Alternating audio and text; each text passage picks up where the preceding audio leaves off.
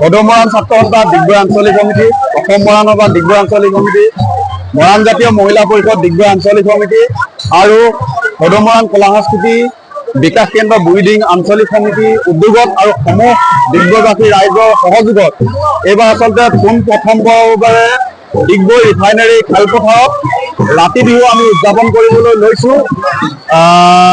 বিভিন্ন জাতি জনগোষ্ঠীৰ আচলতে এই ৰাতি বিহুত আজি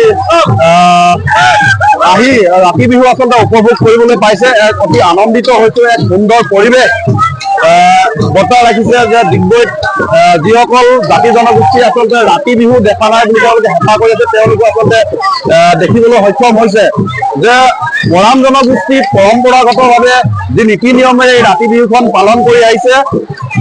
বিভিন্ন গাঁৱৰ পৰা আহি ডেকাসকলে আচলতে গাভৰুসকলক নচুৱাই এক গোটেই ৰাতি সুন্দৰ এটা পৰিৱেশে আনন্দ কৰি আচলতে উপভোগ কৰে। যে বিভিন্ন গাঁৱত আচলতে আমাৰ এই ৰাতি বিহুখন আমি পালন কৰি আহিছোঁ। এইবাৰ আমি আচলতে এই ৰাতি বিহুখন ডিগবৈত আচলতে আমি প্ৰদৰ্শনী হিচাপেহে আমি অনুষ্ঠিত কৰিছোঁ।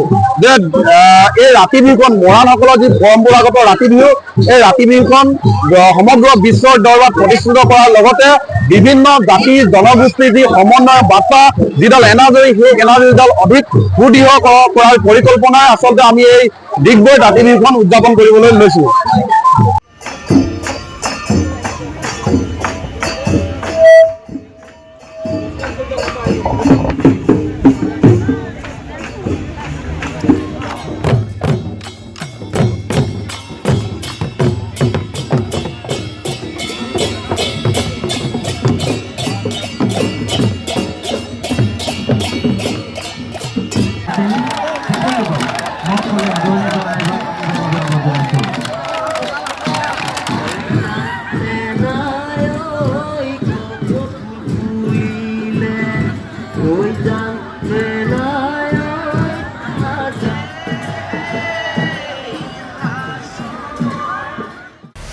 প্ৰতিটো ৰাজনৈতিক দলে বজাইছে নিৰ্বাচনী ৰণদংকা।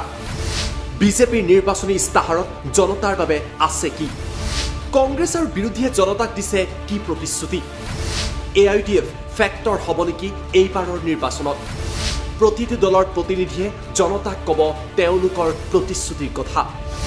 ষ্টাৰ চিমেণ্ট 24ত চৰকাৰ কাৰ?